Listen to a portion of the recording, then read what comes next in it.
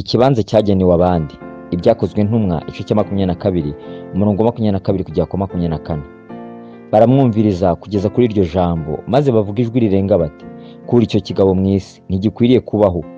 Barasakuza kandi bajugunya hejuru imyenda yabo, batumurira umukungugu mu kirere, bigezaho umutware w'ingabo abategeka kumwinjiza mu rugo rw'igihome, ababwira kumutatisha ibiboko kugira ngo amenye icyateye abantu kumuvugiriza iyo nduru. Kugira ubushobozi bwo gukora umurimo ni byiza, ariko birushaho kugira umumaro iyo umenya igihe cyo kuwukora n'aho ugomba kuwukorera. Iyo witaye ku bushobozi bwo gukora umurimo gusa ntiwite ku gihe n'ahantu ho kuwukorera, utakaza imbaraga nyinshi kandi umusaruro ukaba muke. Ubuntu bw'Imana bwari muri Pawulo bwari bwinshi. Kubwiriza ubutumwa bwiza ntawe ari kubimwigisha. Yari yarabonye Umwami Yesu kandi yari azi ibyanditswe byera n'amategeko ya Mose ku buryo buhagije. Yari umuyuda wari warahoze agira ishyaka ry'amategeko akanarenganya itorero. Mu bwenge bwa kimuntu ntawe ari kuba intumwa ku bayuda kumurusha, ariko Yesu siko yari yarabigennye. Umuhamagaro we wari mu banyamahanga.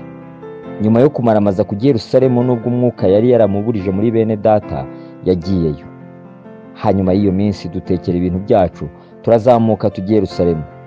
Abigishwa bavuye i Kayisariya turajyana, batugeza kwa Munasoni w'umunyakupuro wari umwigishwa wa kera, kugira ngo aducumbikire. Tugeze i Yerusalemu, Bene Data batwakirana umunezero. Bukeye bwaho Pawulo yinjirana natwe kwa Yakobo, abakuru bose bari bahari.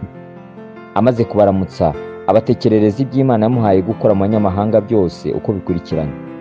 Nabo babyumvise bahimbaza Imana, baramubwira bati, urareba nawe mwene data, uburyo abo mu Bayuda bizeye ari ibihumbi byinshi, kandi ko bose bagera ishyaka ry'amategeko. Babwiwe ibyawe yuko wigisha abantu bose bari mu banyamahanga kureka gukurikiza Mose, ukavuga yuko badakwiriye gukeba abana babo cyangwa gukomeza imihango y'Abayuda. None tugire dute ko batari bubure kumva yuko waje? Ibyakozwe ntumwa igice cya 21 umurongo wa 15 kugera ku 22.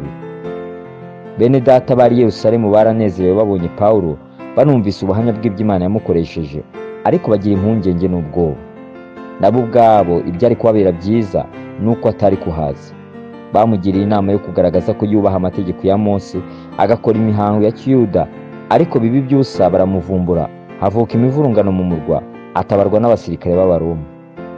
Yabasabye kwiregura imbere y'Abayuda, baramwemerera, ndetse bamutegera amatwi, ariko avuze ko Yesu yamutumye ku banyamahanga, batera hejuru ngo niyicwe. Yesu yari yaramubwiye akimuhamagara ku Yerusalemu batazemera ubuhamya bwe, ariko icyo gihe yarabyiboneye. Mu gihe abandi bari barahabwirije ubutumwa bwiza, Abayuda benshi bakizera, we yasaga n'utabasha kwagira ijambo. Cyari ikibanza cyagenewe abandi. Umurimo w'Imana ni umurimo mugari cyane, ugizwe n'ibibanza byinshi, kandi Databuja Kristo niwe ugenera buri mugaraga akwiye gukorera.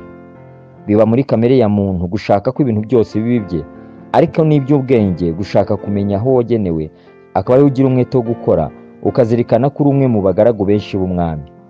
Iyo bimeze bityo, wicisha bugufi ntiwishyire hejuru ya bene so ngo wumve kubaruta, ahubwo ukazirikana ko buri wese afite ubuntu yagenewe kubw'umurimo yahawe na Databuja wa twese. Uwo kandi ni umuti w'intambara nyinshi z'ubupfapfa zijya ziba mu nzu y'Imana zikabuza benshi gukizwa. Dusenga. Umwami Yesu, mpa kuzirikana ko ari Bene Data wahamagariye umurimo gitampaye, kandi umpe kubakunda no kubahira ubuntu bwawe muri bo, mu izina ryawe Yesu. Amen.